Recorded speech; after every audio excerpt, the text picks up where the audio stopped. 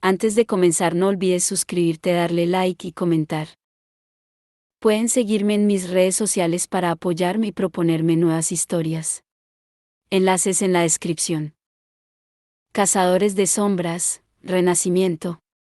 Lady Midnight. De Cassandra Clare. Capítulo 17. Los demonios del profundo mar. Parecía que la cocina hubiera estallado.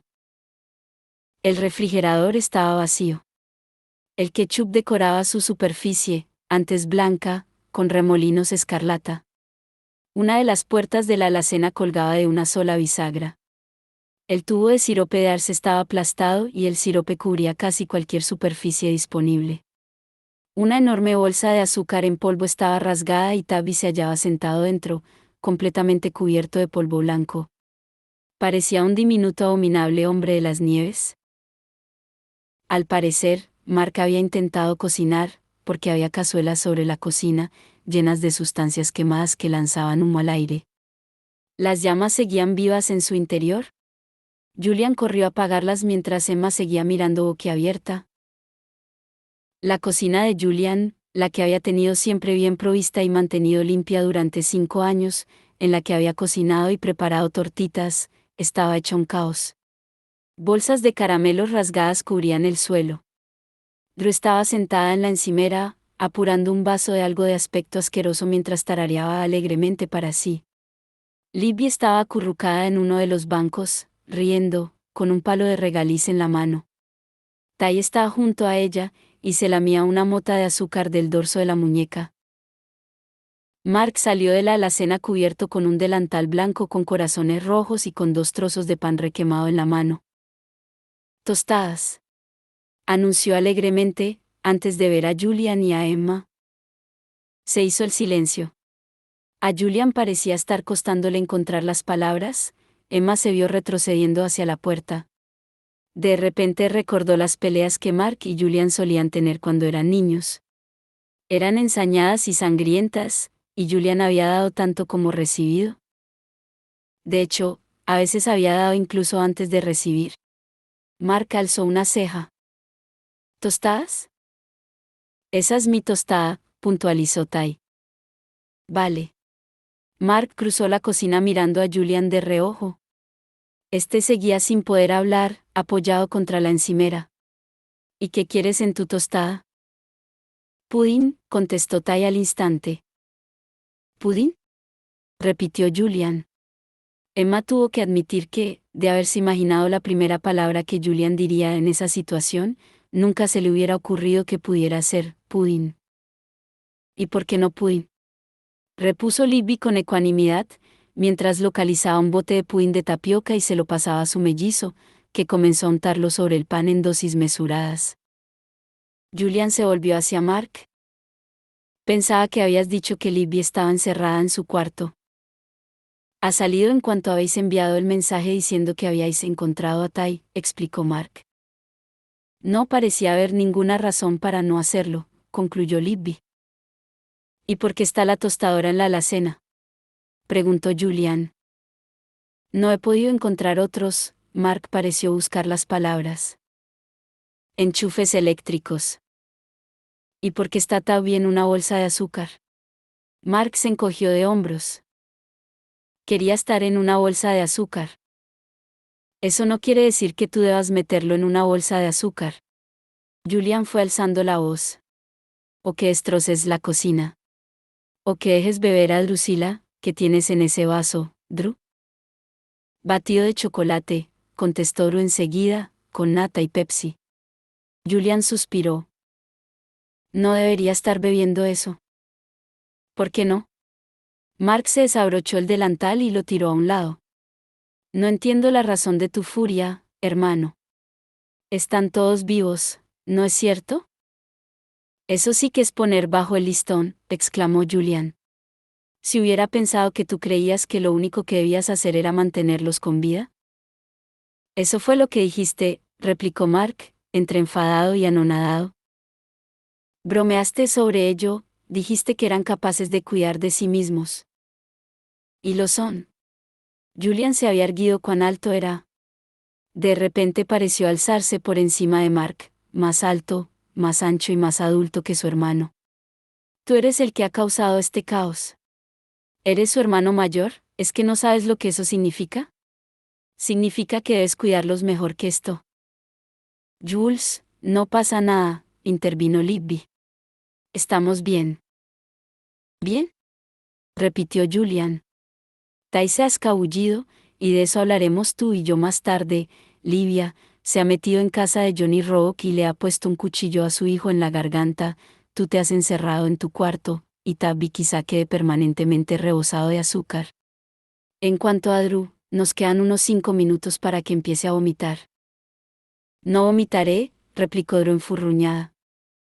Yo lo limpiaré, dijo Mark. Pero, si no sabes cómo. Julian estaba blanco de furia. Emma pocas veces lo había visto tan enfadado. Tú, continuó, mirando aún a Mark, tú solías cuidarlos, pero supongo que lo habrás olvidado. Supongo que has olvidado cómo hacer cualquier cosa normal. Mark se encogió de hombros. Tiberius se puso en pie, sus ojos grises lanzaban llamas. Movía las manos a los costados, como aleteando, alas de polilla, alas que podían sujetar un cuchillo y cortar un cuello. Dijo. Emma no supo decir si le estaba hablando a Julian, a Mark o a la sala en general, pero vio a Julian quedarse inmóvil. Notó que se le encogía el corazón al verlo mirar a sus hermanos. Drew estaba sentada inmóvil, Tabby había salido de la bolsa de azúcar y miraba a Julian fijamente con sus grandes ojos verde a su lado. Mark no se movía, pálido, el color de los altos pómulos que delataban su herencia de hada.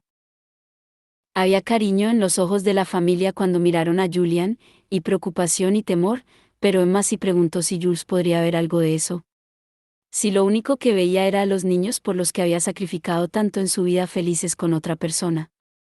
Sí, al igual que ella, habría mirado la cocina y recordado cómo había aprendido por sí solo a limpiarla cuando tenía 12 años. Cómo había aprendido por sí solo a cocinar, al principio, cosas sencillas como espaguetis con mantequilla o bocadillos de queso. 1.000.000 de sándwiches, 1.000.000 de quemaduras en las manos y las muñecas por las salpicaduras. Como, antes de que supiera conducir, todos los días recorría a pie el sendero hasta la autopista para recoger el pedido de comestibles. Como había cargado con toda la comida colina arriba. Julian de rodillas, esquelético en sus vaqueros y sudadera, fregando el suelo.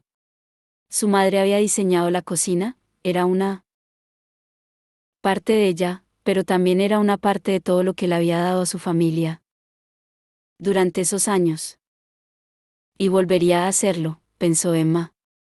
Claro que sí, los quería de un modo así de fiero. Lo único que hacía enfadar a Julian era el miedo por sus hermanos. Y en ese momento estaba asustado, aunque Emma no estaba segura de por qué. Solo veía la expresión de su rostro mientras captaba el resentimiento que sentían hacia él, su decepción.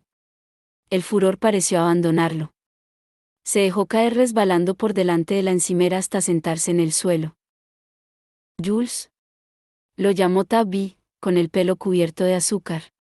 Se acercó más y le rodeó el cuello con los brazos.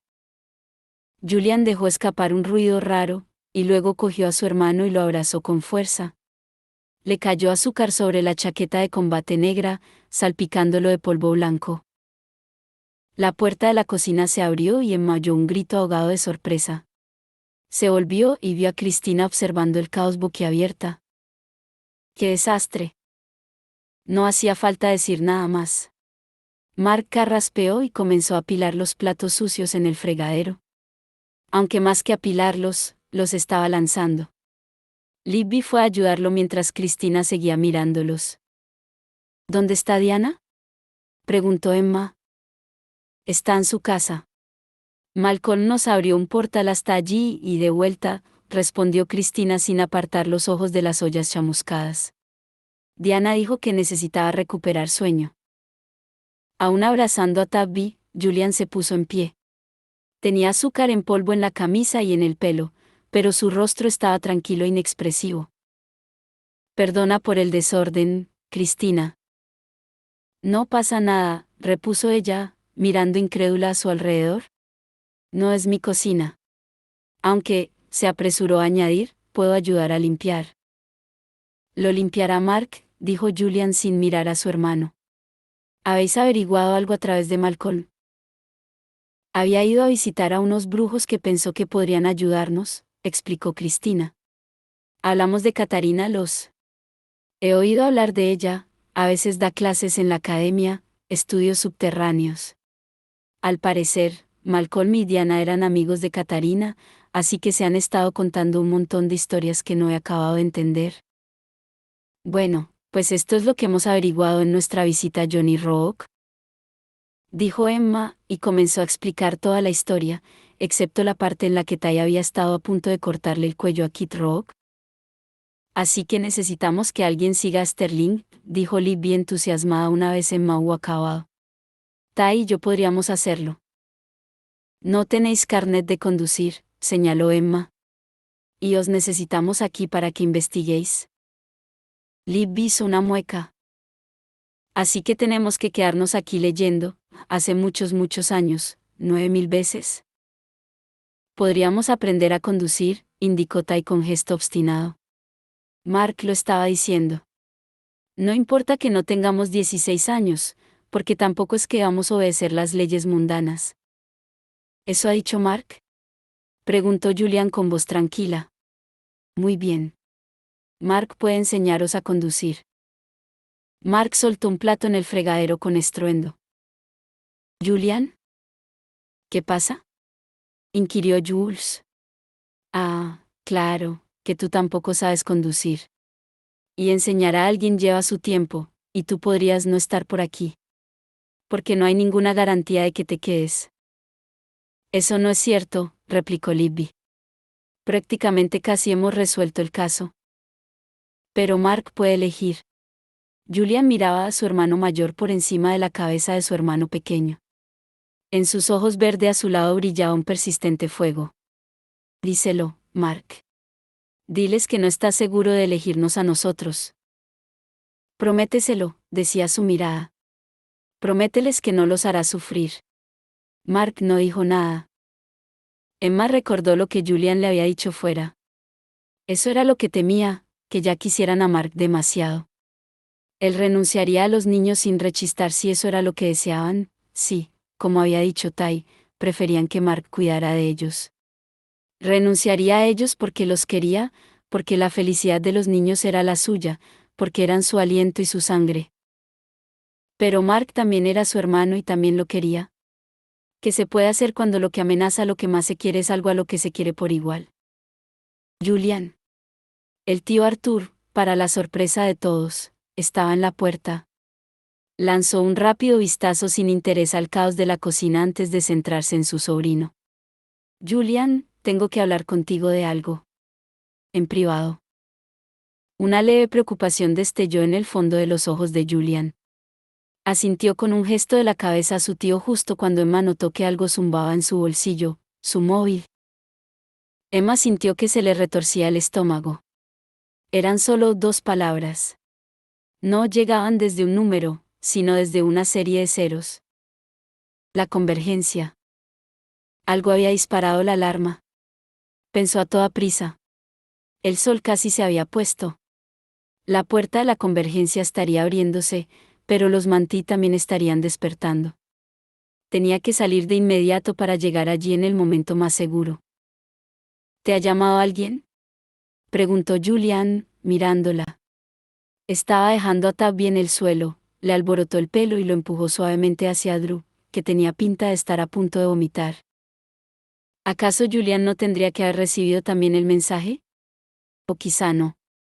Recordó que en casa de Johnny Rock dijo que se había quedado sin batería. Y Dios sabría dónde podría estar Diana. Emma se dio cuenta de que podía ser la única persona que había recibido el aviso. Solo era Cameron, mintió, usando el primer nombre que se le ocurrió. Jules cerró los ojos, quizá aún le preocupara que Emma pudiera decirle a Cameron lo de Mark. Se lo veía pálido. Su expresión era tranquila, pero Emma notaba una intensa desesperación emanando de él a oleadas. Pensó en el modo en que se había abrazado a Ty ante la casa de Johnny Rock, en el modo en que había mirado a Mark y Arthur. Su entrenamiento le decía que Julian debía acompañarlo a la convergencia. Era su Parabatay. Pero en ese momento no podía alejarlo de su familia. De ninguna manera. Su mente se rebelaba ante esa idea de un modo que no quería examinar con demasiado detalle. Cristina. Emma se volvió hacia su amiga. ¿Puedo hablar contigo un momento en el pasillo? Preocupada, Cristina siguió a Emma al corredor. ¿Es sobre Cameron?, preguntó Cristina en cuanto cerraron la puerta de la cocina. No creo estar de humor para dar ningún consejo romántico en ese momento. Tengo que ir a ver a Cameron, contestó Emma pensando con rapidez. Podría llevar a Cristina con ella a la convergencia. Era de fiar, no se lo mencionaría a nadie. Pero Julian se había sentido tan dolido, y aún más, profundamente herido, cuando ella había ido a la cueva con Mark sin decírselo. Y había tantas cosas que complicaban su relación de Parabatay. No podía hacerle daño de nuevo llevando a otra persona con ella. Pero no es sobre eso. Mira, alguien tiene que seguir a Sterling. No creo que le vaya a pasar nada, aún estamos dentro de los 2 días de margen, pero por si acaso. Cristina asintió. Puedo hacerlo yo. Diana ha dejado aquí la camioneta. La cogeré. Pero necesitaré la dirección. La tiene Julian. Y te haré una nota para él. Bien, porque va a preguntar, repuso Cristina con gesto de preocupación.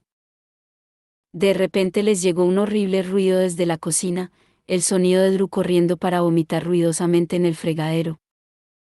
Oh, pobrecilla, exclamó Emma. Pero eso que se bebía era una asquerosidad. Emma, sé que no me estás diciendo la verdad. Sé que no vas a ver a Cameron Asdon. Cristina alzó una mano para callar las protestas de su amiga. Y no pasa nada. No me mentiría sin una buena razón. Pero es que... Sí. Repuso Emma. Y trató de que su mirada fuera inocente. Era mejor así, se dijo a sí misma.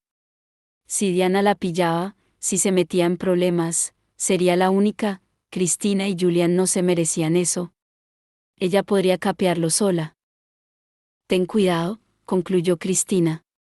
No hagas que me arrepienta de mentir por ti, Emma Carstairs.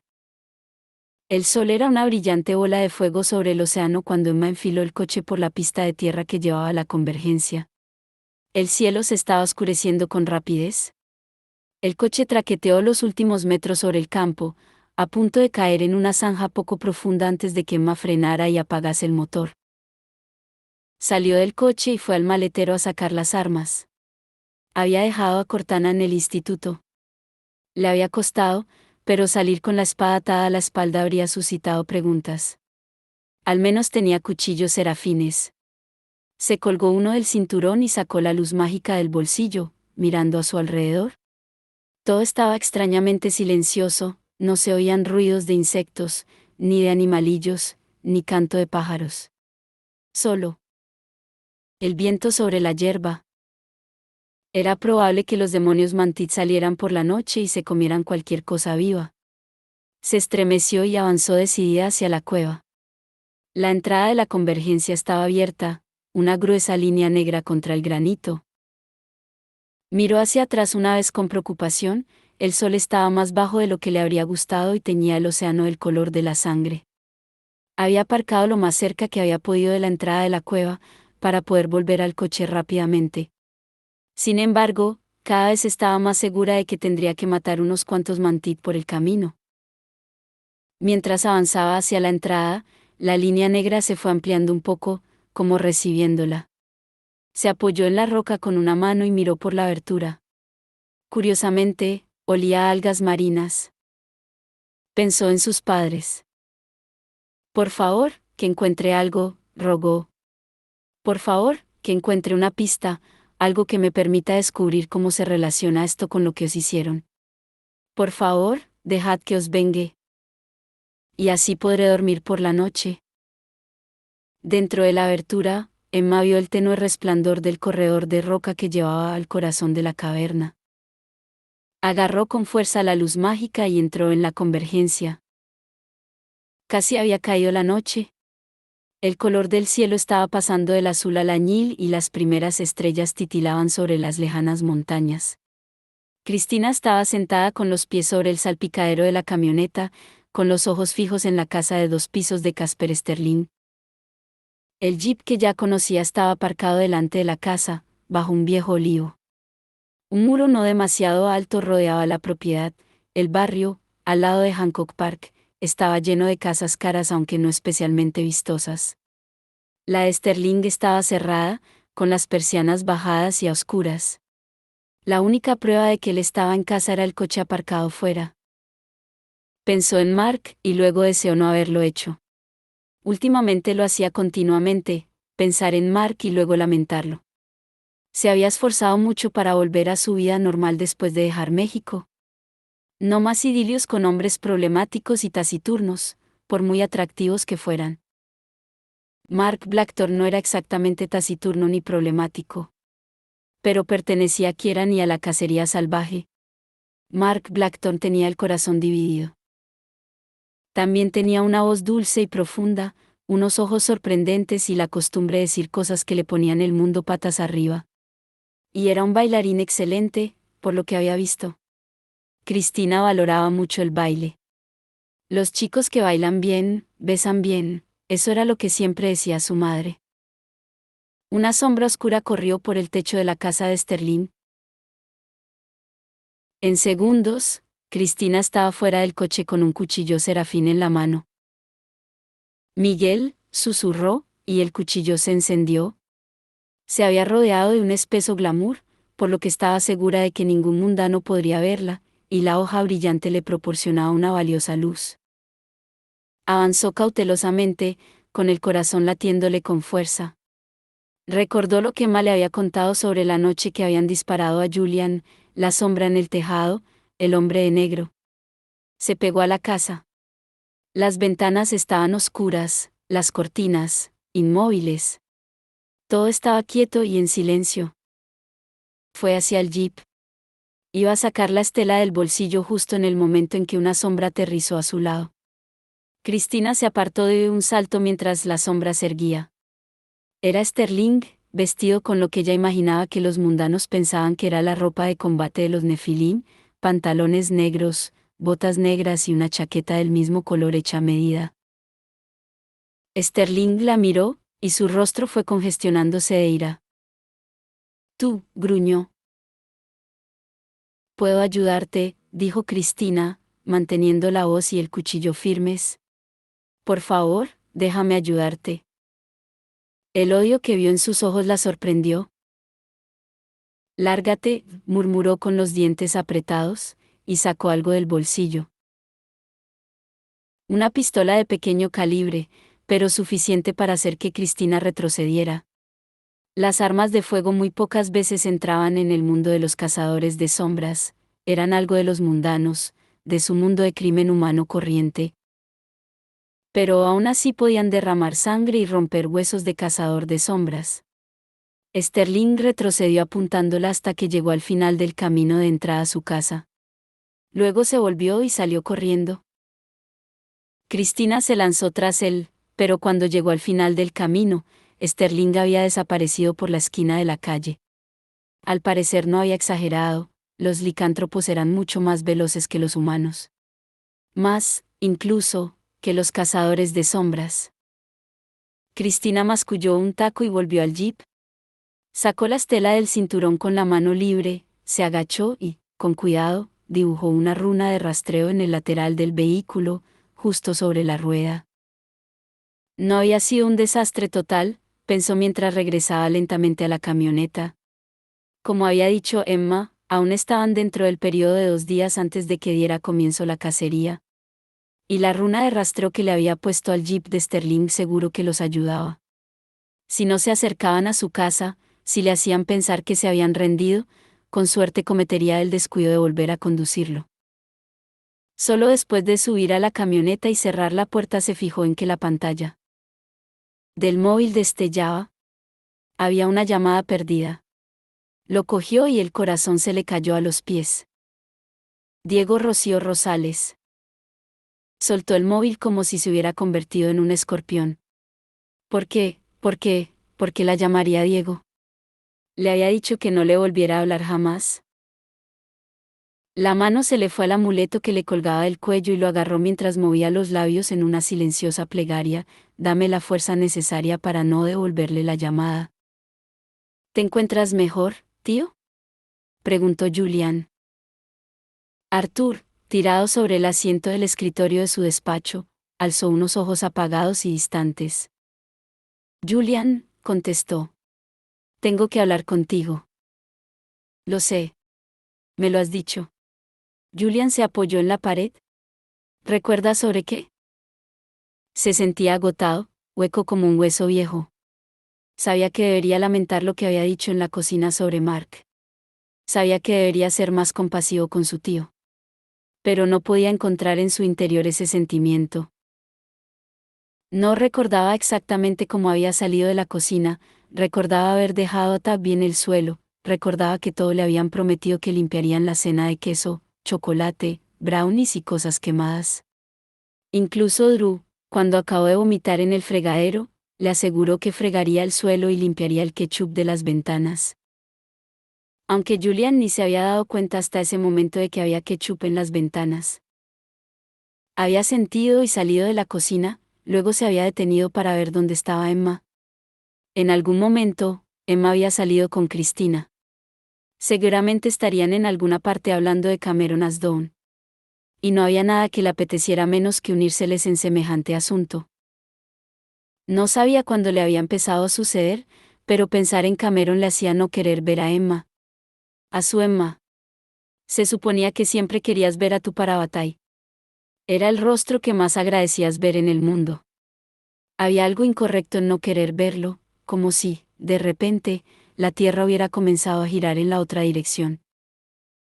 Creo que no, contestó Arthur al cabo de un momento. Quería ayudar en algo.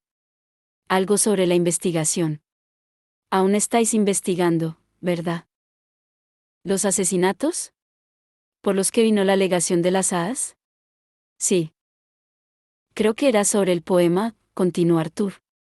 El que Livia estaba recitando en la cocina. Se frotó los ojos con evidente cansancio. Pasaba por delante y lo oí. ¿El poema?, repitió Julián, confuso. ¿Annabelle? Arthur habló con su profunda voz resonante y pronunció los versos del poema como si fueran las palabras de un hechizo. Pero nuestro amor era más fuerte que el amor de los que eran mayores que nosotros. De los muchos más sabios que nosotros. Y ni los ángeles del alto cielo. Ni los demonios del profundo el mar podrán desunir jamás mi alma del alma de la hermosa Annabelle. Lo conozco, lo interrumpió Julián. Pero no.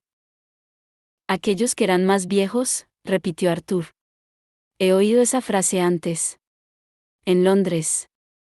No recuerdo en relación con qué. Cogió una pluma del escritorio y tamborileó con ella sobre la mesa. Lo siento. No, puedo recordarlo. Aquellos que eran más viejos, repitió Julián. De repente recordó a Belinda, en el teatro, sonriendo con sus labios rojos sangre. Que los que son más viejos os concedan buena fortuna. Una idea floreció en la mente de Julián, pero, esquiva, desapareció en cuanto trató de perseguirla. Tenía que ir a su estudio. Quería estar solo, y pintar le abriría las ideas. Se volvió para irse y se detuvo cuando la voz del tío Arthur cortó el polvoriento aire. ¿Te ha ayudado, chico?, preguntó. Sí, contestó Julián.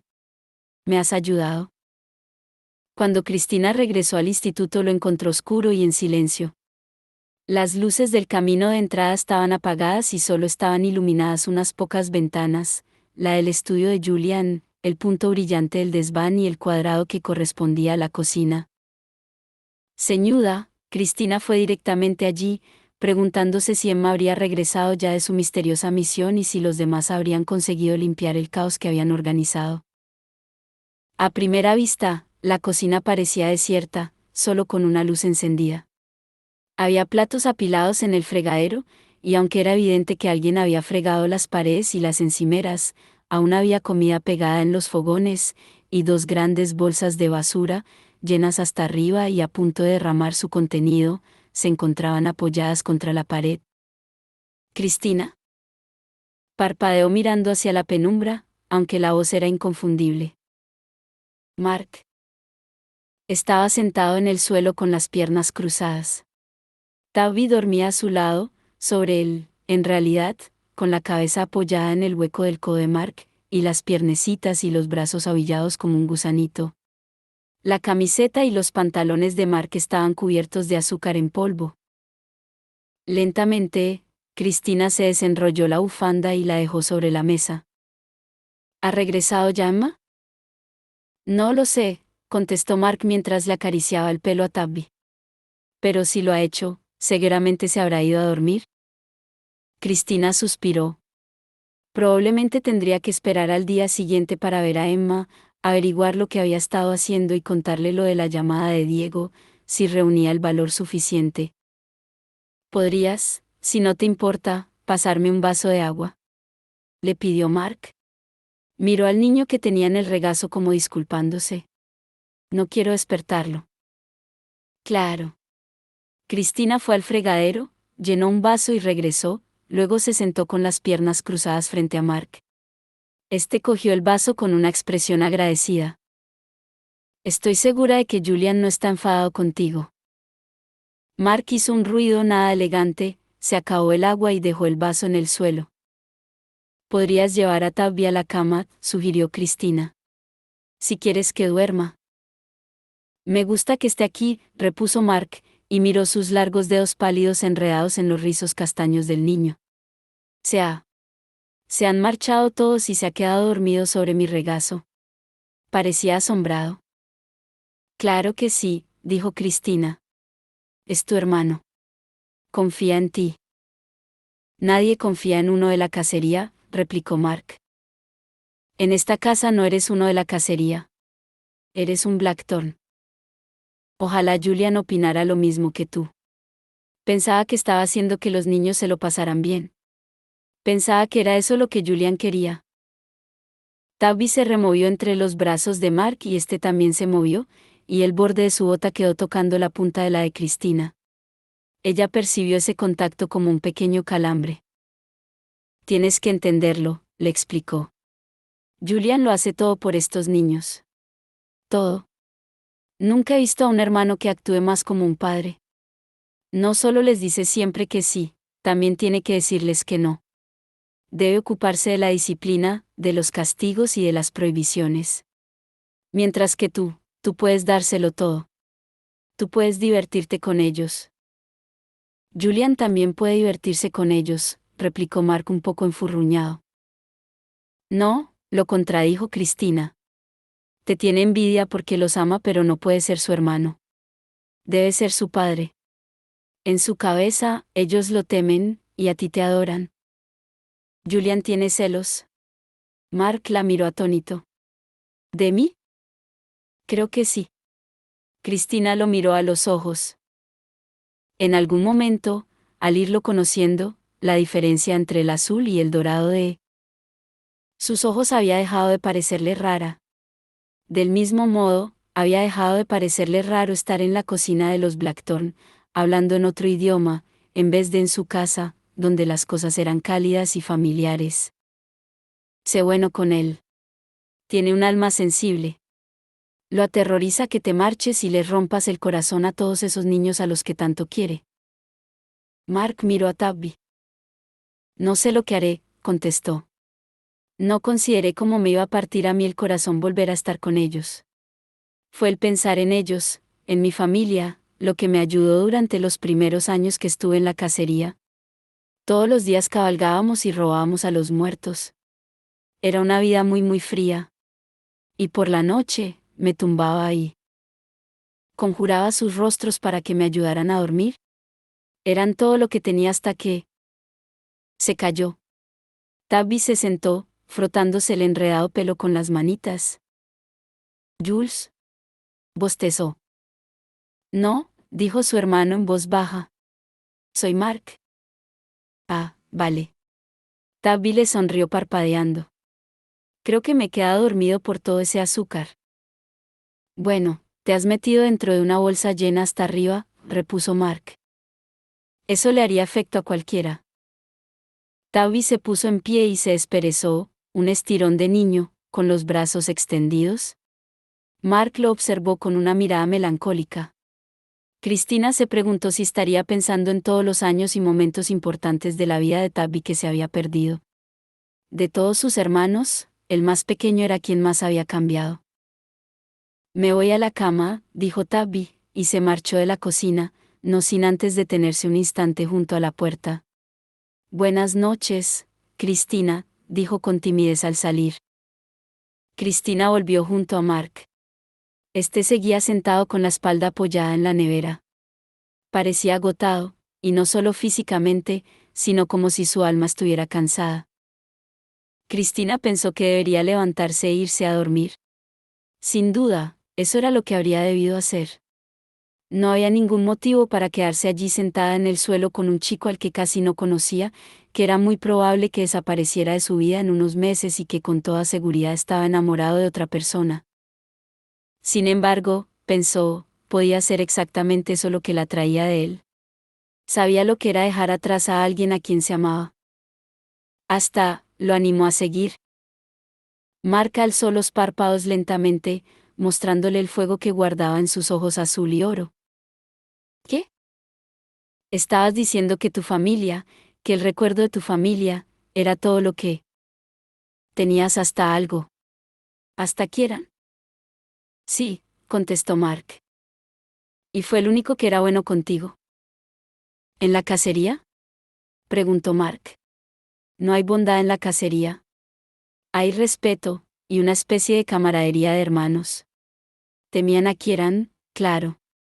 Kieran es de la nobleza, un príncipe de fe era. Su padre, el rey, lo entregó a la cacería como una señal de buena voluntad hacia Gwyn, pero también le exigió que lo tratase bien. Ese buen trato me incluyó a mí, pero incluso antes habían llegado poco a poco a respetarme. Encorvó los hombros. Lo peor era cuando asistíamos a las fiestas. Había hadas de todas partes y no les gustaba la presencia de un cazador de sombras. Hacían todo lo que podían para darme de lado, burlarse de mí y atormentarme. ¿Y nadie intervenía? Mark soltó una corta carcajada. Las costumbres de Fera son brutales, explicó. También para los más grandes. La reina de la corte Celi puede perder sus poderes si le roban la corona. Incluso Gwyn, que lidera la cacería salvaje, debería ser su autoridad a quien le robara la capa. No te extrañará que no mostrasen clemencia hacia un chico medio cazador de sombras. Frunció el labio. Hasta tenían un verso para burlarse de mí. ¿Un verso? Cristina alzó la mano. No importa, no tienes que decírmelo si no quieres. Ya me da igual, repuso Mark. Era un poco como una copla extraña. Antes gran fuego, luego gran caudal, pero es la sangre Blackthorn al final. Cristina se irguió de golpe. ¿Qué? Decían que significaba que la sangre de los Blackthorn era destructiva, como el fuego o el caudal de las riadas. Quien fuera que hizo la rima estaba diciendo que los Blackthorn portaban la mala suerte. Aunque no importa. Es solo una tontería. No es ninguna tontería, dijo Cristina. Significa algo. Las palabras escritas en los cadáveres, frunció el cejo, concentrándose. Dicen lo mismo. ¿Qué quieres decir? Fuego al agua, citó. Es lo mismo, solo son traducciones diferentes. Cuando no es tu lengua nativa, entiendes el sentido de las palabras de forma diferente. Créeme, fuego al agua, y antes fuego y luego caudal, pueden ser la misma cosa. Pero, ¿qué significa? No estoy segura. Cristina se hundió los dedos en el cabello, frustrada. Por favor, prométeme que se lo mencionarás a Emma y a Jules en cuanto puedas. Podría equivocarme, pero... Mark la miraba perplejo. Sí, claro. Prométemelo. Mañana, te lo prometo. Su sonrisa era divertida. Se me ocurre pensar que sabes mucho sobre mí, Cristina, y que yo sé muy poco de ti. Conozco tus apellidos, Mendoza Rosales. Sé que dejaste algo en México. ¿Qué era? No era algo, contestó ella, sino alguien. ¿Diego el Perfecto? ¿Y su hermano Jaime? Agitó la mano como para borrar las cejas alzadas de Mark. De uno estaba enamorada y el otro era mi mejor amigo. Ambos me rompieron el corazón. Estaba casi asombrada de oír las palabras que le salían de la boca. Por tu corazón doblemente roto, te expreso mi pesar, repuso Mark. Pero... ¿está mal que me alegre de que yo te trajera a mi vida? Si no hubieras estado aquí a mi llegada no sé cómo habría podido sobrellevarlo. Cuando vi a Julian por primera vez pensé que era mi padre. No reconocí a mis hermanos tan crecidos. Los dejé siendo niños y ahora ya no lo son. Cuando supe lo que me había perdido, incluso con Emma, todos esos años de sus vidas. Tú eres la única de la que no me he perdido nada, sino que he ganado una nueva amistad. Amistad, aceptó Cristina. Mark le tendió la mano y ella lo miró divertida. Es tradicional, explicó él, entrelazadas que a una declaración de amistad la acompañe un apretón de manos.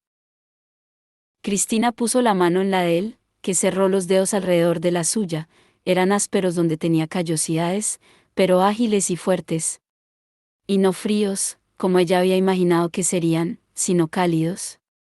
Cristina intentó contener el escalofrío que amenazaba con subirle por el brazo al darse cuenta del mucho tiempo que había pasado desde que había cogido la mano de alguien de ese modo.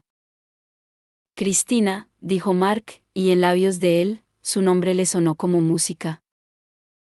Ninguno de los dos se fijó en el movimiento visible a través de la ventana, en el destello de un pálido rostro mirando hacia el interior o en el sonido de una bellota al ser aplastada con saña por unos finos dedos. La gran cámara en el interior de la cueva no había cambiado desde que Emma había estado allí. Las mismas paredes de bronce, el mismo círculo de tiza en el suelo. Las mismas puertas de vidrio fijadas a las paredes y la oscuridad tras ellas. La energía le crepitó en la piel cuando entró en el círculo. La magia del glamour. Desde dentro del círculo la cámara se mostraba diferente, las paredes parecían deslucidas e imprecisas, como si se tratase de una fotografía antigua. Las puertas estaban oscuras. El propio círculo estaba vacío, aunque se notaba un extraño olor, una mezcla de azufre y azúcar quemado. Con una mueca, Emma salió del círculo y se acercó a la cristalera de la izquierda. De cerca ya no parecía oscura. Había luz tras ella. Estaba iluminada desde dentro, como la vitrina de un museo. Se acercó aún más y miró por el cristal. Más allá de la puerta de vidrio había un espacio pequeño y cuadrado, como un armario. En el interior vio un gran candelabro de bronce, aunque no había velas clavadas en las puntas de los brazos. Habría sido un arma muy peligrosa, pensó Emma, con sus largos pinchos que se hundían en la cera blanda. También vio un pequeño montón de lo que a Emma le parecieron ropas ceremoniales, un hábito de terciopelo rojo, un par de largos pendientes en los que estellaban rubíes, unas delicadas sandalias doradas. El nigromante sería una mujer. Emma fue rápidamente a la segunda puerta. Con la nariz pegada al vidrio vio lo que parecía agua. Se movía formando pequeñas olas y unas oscuras siluetas se deslizaban por ella.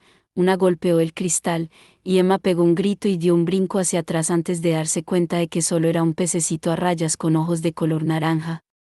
La miró durante un momento antes de volver a desaparecer en la oscura agua.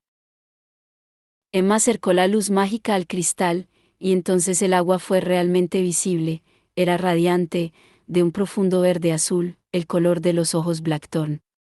Vio peces, algas flotantes y extrañas luces y colores detrás del cristal. Al parecer, se trataba de un nigromante al que le gustaban los acuarios y los peces. Quizá hasta las tortugas. Emma se apartó, sacudiendo la cabeza. Sus ojos cayeron sobre el objeto de metal colocado entre las puertas. Al principio pensó que parecía un cuchillo tallado saliendo de la pared, pero se dio cuenta de que era una palanca. La rodeó con la mano, y la notó fría bajo sus dedos. y la empujó hacia abajo. Por un momento no pasó nada. Luego ambas puertas se abrieron de par en par. Un aullido sobrenatural recorrió la sala. Emma se quedó mirando horrorizada. La segunda puerta brillaba con un azul intenso, y Emma descubrió que no era un acuario, era una puerta al océano. Y al otro lado había un universo de agua, extenso y profundo, lleno de algas azotadoras y corrientes ondulantes, y de las formas oscuras y borrosas de cosas mucho mayores que los peces. El hedor a sal marina estaba por todas partes. Inundación, pensó Emma, y sintió que se alzaba del suelo y que el océano tiraba de ella, como si la estuviera tragando un sumidero. Solo tuvo tiempo de gritar antes de ser arrastrada al otro lado de la puerta y de que el agua le cubriera la cabeza. Cameron Asdon. Julian estaba pintando. Cristina le había dado el mensaje de Emma después de que bajara del desván, una nota escueta, directa al grano, donde solo le decía que iba a casa de Cameron y que no la esperara levantado. Julian la estrujó y le masculló algo a Cristina. Un segundo después, estaba corriendo por la escalera en dirección a su estudio. Abrió con brusquedad el armarito del material y tiró fuera las pinturas. Se desabrochó la cremallera de la chaqueta de combate, la echó a un lado, arrancó los tapones de los tubos de óleo y los apretó para llenar la paleta de colores hasta que el penetrante olor a pintura inundó la habitación y atravesó la niebla de su cabeza. Atacó el lienzo, sujetando los pinceles como un arma, y la pintura pareció surgir de él como la sangre.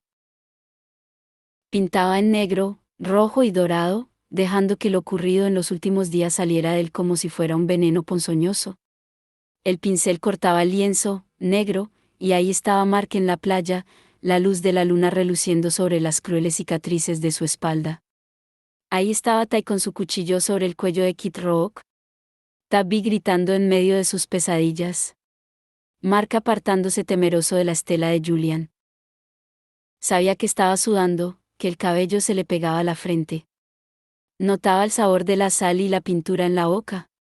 Sabía que no debía estar ahí, que debería estar haciendo lo que siempre hacía, cuidar a Tabby, buscar nuevos libros para alimentar la curiosidad de Tai, dibujarle a Libby runas curativas cuando se cortaba practicando con la espada, sentarse con Drew mientras ésta veía películas de terror. Debería estar con Emma. Pero Emma no estaba allí, estaba por ahí, viviendo su propia vida, y así debía ser, así debían ser los Parabatai. El lazo de Parabatai no era un matrimonio. Era algo para lo que los idiomas mundanos no tenían palabras. Se suponía que debía desear la felicidad de Emma más que la suya propia, y así era. Así era. Entonces, ¿por qué se sentía como si lo estuvieran apuñalando desde dentro? Buscó la pintura dorada, porque el anhelo se estaba apoderando de él, latiéndole en las venas, y solo pintarla podía calmarlo. Y no la podía pintar sin dorado. Cogió el tubo y ahogó. El pincel se le resbaló de la mano, rebotando en el suelo, y cayó de rodillas. Estaba tratando de tragar aire, el pecho se le cerraba.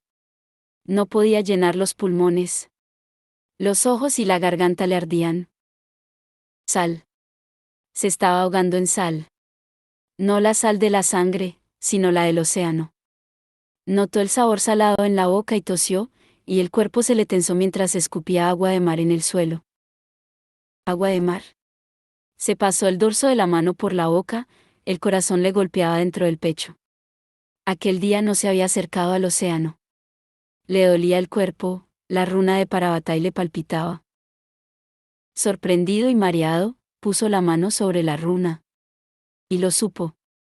Lo supo sin saber cómo, lo supo en lo más profundo de su alma, donde su conexión con Emma se había forjado a sangre y fuego.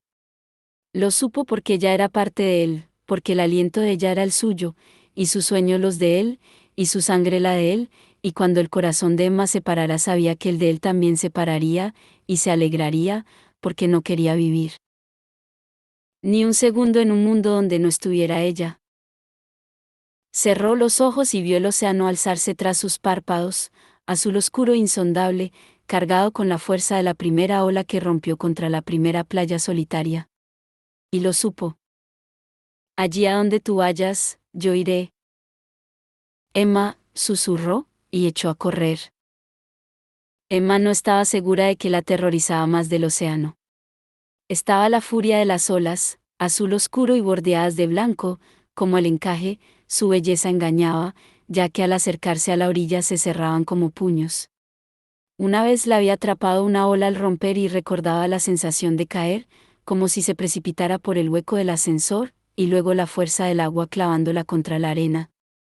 Había tenido que luchar, ahogándose, para liberarse, para encontrar su camino de vuelta al aire. También estaba la profundidad.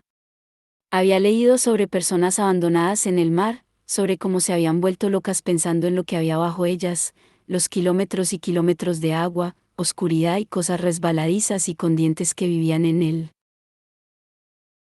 Mientras la puerta hacia el océano se la tragaba, el agua marina la envolvió y le llenó los ojos y las orejas.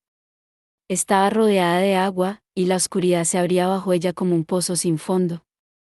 Veía el pálido cuadrado de la cristalera alejarse en la distancia, pero por mucho que se esforzara no podía nadar hacia ella. La corriente era demasiado fuerte. Desesperada, miró hacia arriba.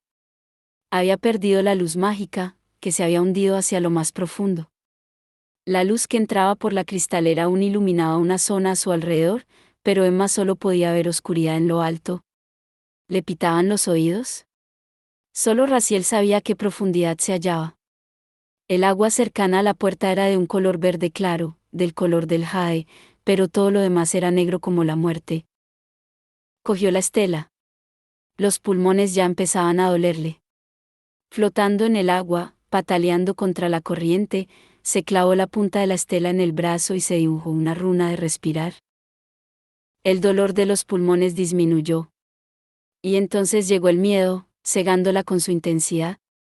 La runa de respirar evitaba que tuviera que luchar por tomar aire, pero el horror de lo que podía estar rodeándola era muy intenso. Cogió el cuchillo serafín que le colgaba del cinturón y lo desenvainó. Manukel, pensó. La hoja cobró vida en su mano, derramando luz, y el agua a su alrededor se volvió de un dorado sucio. Por un momento, Emma se quedó deslumbrada, luego se le aclaró la visión, y ahí estaban. ¡Demonios! Gritó, y las burbujas se alzaron desde su boca en silencio. Estaban debajo de ella, alzándose como pesadillas, criaturas resbaladizas y deformes. Tentáculos oscilantes coronados de dientes cerrados se agitaron hacia ella. Blandió a Manukel y cegó el miembro espinoso que iba por su pierna. Un chorro de sangre negra salió disparado en el agua y fue formando nubes. Una cosa escarlata parecida a una serpiente nadó hacia ella cortando el agua. Emma lanzó una patada y chocó contra algo carnoso y blando. El asco le produjo arcadas y lanzó una puñalada hacia abajo, más sangre derramada. El mar a su alrededor se estaba volviendo del color del carbón.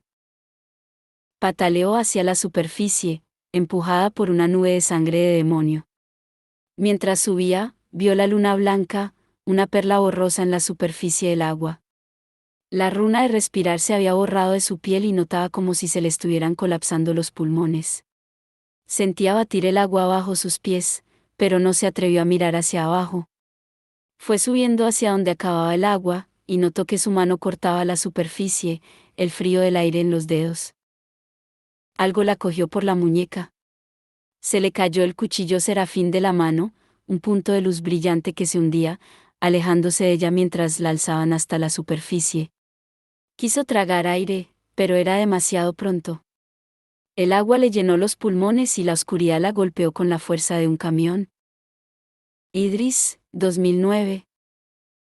En la ceremonia de Parabatay de Emma y Julian ella aprendió dos cosas importantes. La primera, que no era la única Carstairs que quedaba en el mundo. Su ceremonia de Parabatay se realizó en Idris, porque habían luchado en la guerra oscura y se les reconocía su valor. Al menos, dijo Julian, lo reconocían algunas veces, pero no cuando querían algo importante, como que su hermana regresara de la isla de Brangel. Sin embargo, cuando los Nefilim querían hacer una fiesta para celebrar lo fantásticos que eran, ese aspecto siempre estaba presente. Cuando llegaron, contemplaron las calles de Alacante asombrados. La última vez que habían estado en Idris, la capital se hallaba destrozada por la guerra oscura, las calles levantadas, clavos por todas las paredes para alejar a las hadas, la puerta de la sala de los acuerdos arrancada. En ese momento volvía a estar inmaculada, los adoquines de nuevo en su sitio, los canales serpenteando ante las casas y las torres de los demonios reluciendo sobre todo ello. Parece más pequeña, comentó Julián, mirando a su alrededor desde los escalones que daban a la sala de los acuerdos. No es que sea más pequeña. La voz era de un joven con cabello y ojos negros que le sonreía. Es que has crecido. Se lo quedaron mirando. ¿No me recordáis?, preguntó. Emma Cordelia Carstairs. Quédate con tu Parabatay. A veces lo más valiente es no luchar. Protégelos y guarda tu venganza para otro día. ¿Hermano Sakaraya? Emma estaba atónita. Nos ayudaste durante la guerra oscura. Ya no soy un hermano silencioso, explicó él. Solo un hombre corriente. Me llamo James. James Carstairs. Pero todo el mundo me llama Jem. Hubo cierta perplejidad y luego hablaron, y Julian le dio a Emma espacio para su sorpresa y para bombardear al antiguo hermano Sakaraya con preguntas. Jem le explicó que se había convertido en un hermano silencioso en 1878, pero que había abandonado esa función para poder casarse con la mujer a la que amaba, la bruja Tessa Gray. Julian le preguntó si eso significaba que tenía 150 años, y Jem admitió que casi, aunque no lo pareciera. No le habrían echado más de 23. ¿Por qué no me lo dijiste entonces?, preguntó Emma mientras iban entrando en la ciudad silenciosa por la larga escalera de piedra. ¿Por qué no me dijiste que eras un Carstairs? Pensé que iba a morir, contestó con franqueza. Estábamos en medio de una batalla. Parecía cruel decírtelo si no iba a vivir ni un día más. Y después de eso, Tessa me aconsejó que te diera tiempo para llorar a tus padres, para adaptarte a tu nueva vida. Se volvió y la miró, y su expresión era triste y afectuosa. Eres cazadora de sombras, Emma. Y ni Tessa ni yo somos Nefilim, ya no. Para venir a vivir conmigo, aunque serías bienvenida, tendrías que dejar de ser una cazadora de sombras. Y esa es una lección muy cruel que plantearte. Ir a vivir contigo. Era Julian, con un tono de seca advertencia. ¿Y por qué haría eso? Tiene un hogar. Tiene una familia. Exacto, repuso Jem. Y aún hay más. ¿Te importa dejarme un momento a solas con Emma? Julian lo consultó con Emma con una mirada, y ella asintió.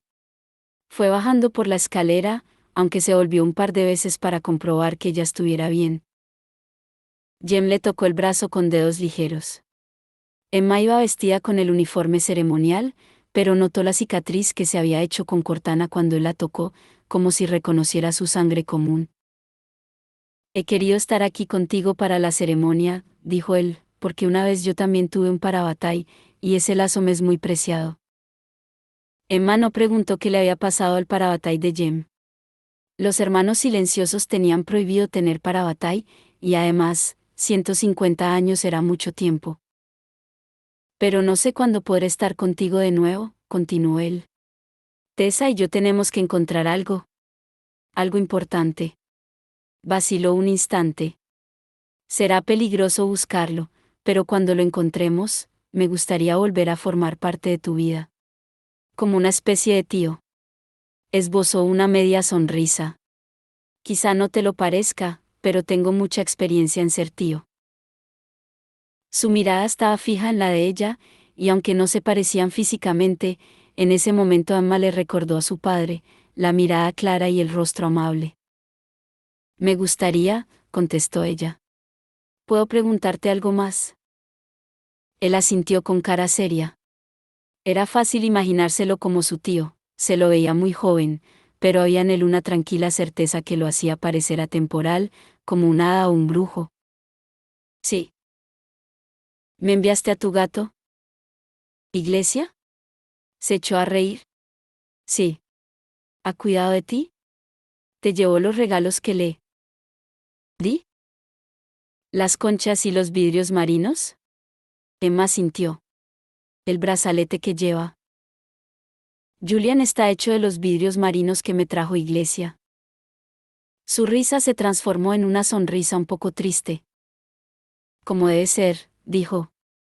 Lo que pertenece a un Parabatai le pertenece al otro. Porque ahora sois un solo corazón. Una sola alma. James se quedó con Emma durante toda la ceremonia. Actuaron de testigos Simon y Clary, de los que Emma sospechaba que algún día también se convertirían en Parabatai. Después de la ceremonia, a Julian y a Emma se los condujo por las calles hasta la sala de los acuerdos, donde tuvo lugar una cena especial en su honor. Tessa, una chica bonita de cabello castaño que parecía de la misma edad que Clary, se había unido a ellos, había abrazado a Emma con fuerza y soltó una exclamación al ver a Cortana. Dijo que la había visto antes, hacía mucho tiempo. Otros Parabatai se pusieron en pie para hablar de su lazo y sus experiencias. Las parejas de amigos parecían emanar ondas de felicidad mientras hablaban. Jace y Alec hablaron, sonriendo, de haber estado a punto de morir juntos en los reinos demoníacos, y Emma sintió una gran alegría al pensar que algún día Jules y ella estarían ahí, sonriéndose tontamente el uno a la otra y hablando de cómo su lazo los había ayudado a superar situaciones en las que creyeron que iban a morir. En algún momento durante los discursos, James se había levantado silenciosamente de la silla y había desaparecido por la puerta hacia la Plaza del Ángel. Tessa había dejado caer su servilleta y se había apresurado a seguirlo. Mientras las puertas se cerraban, Emma los vio abrazarse en los escalones bajo la tenue luz. Quiso ir tras ellos, pero Clary ya se la estaba llevando al frente de la sala para hacerle dar algún tipo de discurso, y Julian estaba con ella, sonriendo con esa sonrisa tranquila que ocultaba un millón de ideas. Y Emma fue feliz. Se había puesto uno de sus primeros grandes hallazgos en las tiendas de segunda mano, un vestido de verdad, y no los gastados vaqueros que solía usar hasta que se le caían a pedazos. En vez de eso, llevaba un vestido marrón perefernal y salpicado de pequeñas flores de color dorado claro, como girasoles creciendo en un campo, y se había soltado el pelo, que le llegaba hasta la cintura. Había crecido como una mala hierba durante el último año, y casi le llegaba a Jace al hombro cuando éste fue a felicitarlos a los dos.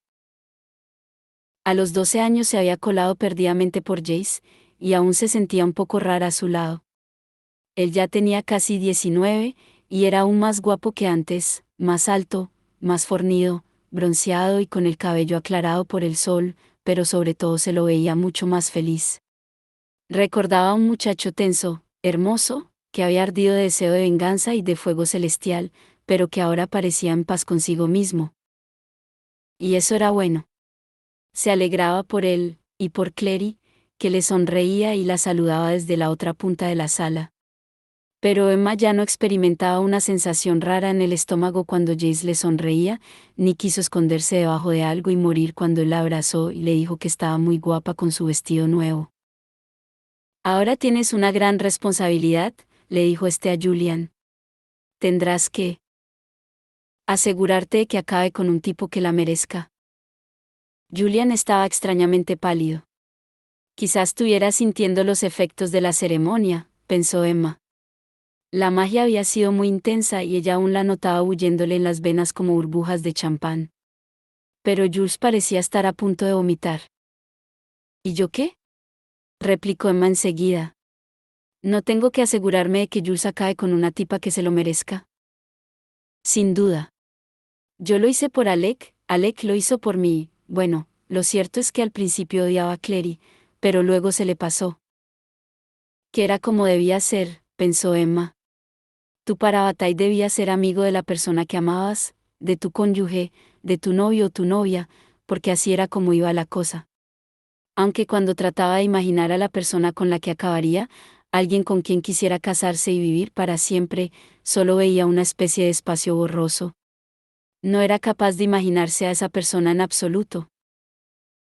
Y apuesto a que a ti tampoco te gustaba mucho Magnus, dijo Julian, aún con la misma expresión rara y tensa en el rostro. Quizá no, contestó Jace, pero nunca lo habría mencionado. ¿Por qué le habrías hecho daño a Alec? Preguntó Emma. No, respondió Jace, porque Magnus me habría convertido en un perchero. Y se fue hacia Clary, que se reía con Alec, ambos felices. Tengo que salir, dijo Julian. Necesito un poco de aire. Rozó la mejilla de Emma con el dorso de la mano antes de ir hacia la puerta de la sala. Fue una caricia áspera, tenía las uñas mordidas hasta la raíz. Más tarde esa noche, Emma se despertó de un sueño de círculos ardientes, con la piel caliente y las sábanas enrolladas en las piernas. Los habían alojado en la vieja mansión de los Blackthorn, y Julian estaba lejos, por corredores que ella no conocía como los pasillos del instituto. Se acercó a la ventana. Había una corta caída hasta el sendero del jardín. Se puso unas zapatillas y subió al alféizar. El sendero se curvaba entre los jardines. Emma lo recorrió respirando el aire limpio y fresco de Idris, intocado por la contaminación. En lo alto del cielo brillaban 1.000.000 de estrellas, totalmente libres de contaminación lumínica, y deseó que Julian estuviera con ella. De repente, oyó voces. La mansión de los Blackthorn había ardido hasta los cimientos hacía mucho tiempo y la habían reconstruido cerca de la de los Gerondale. Emma paseó por unos cuantos bonitos senderos hasta encontrarse con una pared. Había una verja en el muro. Mientras Emma se acercaba a ella, oyó el murmullo de voces con mayor claridad. Se acercó sigilosamente hasta el costado de la reja y miró hacia el otro lado. Al otro lado, un jardín descendía hasta la casa Gerondale, una construcción de piedra blanca. Bajo la luz de las estrellas, la hierba relucía mojada de rocío y salpicada de las flores blancas que solo crecían en Idris. Y aquella constelación de allí es el conejo. ¿Ves que tiene orejas? Era la voz de Jace. Clary y él estaban sentados sobre la hierba, hombro contra hombro. Él llevaba unos vaqueros y una camiseta, y Clary estaba en camisón, con la chaqueta de Jace sobre los hombros. Este señalaba al cielo. Estoy bastante segura de que no hay ninguna constelación que se llame el conejo, dijo Clary. En esos años no había cambiado tanto como Jace, seguía siendo menuda, con el cabello pelirrojo y brillante como la Navidad, el rostro lleno de pecas y pensativo. Tenía la cabeza apoyada en el hombro de Jace. Claro que sí, repuso él, y cuando la luz de las estrellas hizo que brillaran sus claros rizos, Emma sintió un leve aleteo de su antiguo enamoramiento. Y esa otra de ahí es el tapacubos. Y también está la gran tortita. Me vuelvo adentro, dijo Clary. Se me había prometido una lección de astronomía. ¿Qué? Pero si los marineros solían navegar guiándose por la gran tortita. Exclamó Jace, y Clary negó con la cabeza y comenzó a levantarse. Jace la agarró por el tobillo y ella se lanzó sobre él riendo, y luego se besaron, y Emma se quedó totalmente inmóvil, porque lo que había sido un momento cualquiera, que podía haber interrumpido con un saludo amistoso, se había convertido de repente en otra cosa. Jace rodó sobre Clary en la hierba. Ella lo había rodeado con los brazos y le hundía las manos en el cabello. La chaqueta se le había caído de los hombros y los tirantes del camisón se le deslizaban por los brazos. Clary reía y lo llamó por su nombre, diciendo que quizá deberían volver adentro, y Jace la besó en el cuello. Clary soltó un grito ahogado y Emma oyó que él decía: ¿Te acuerdas de la mansión Bailan?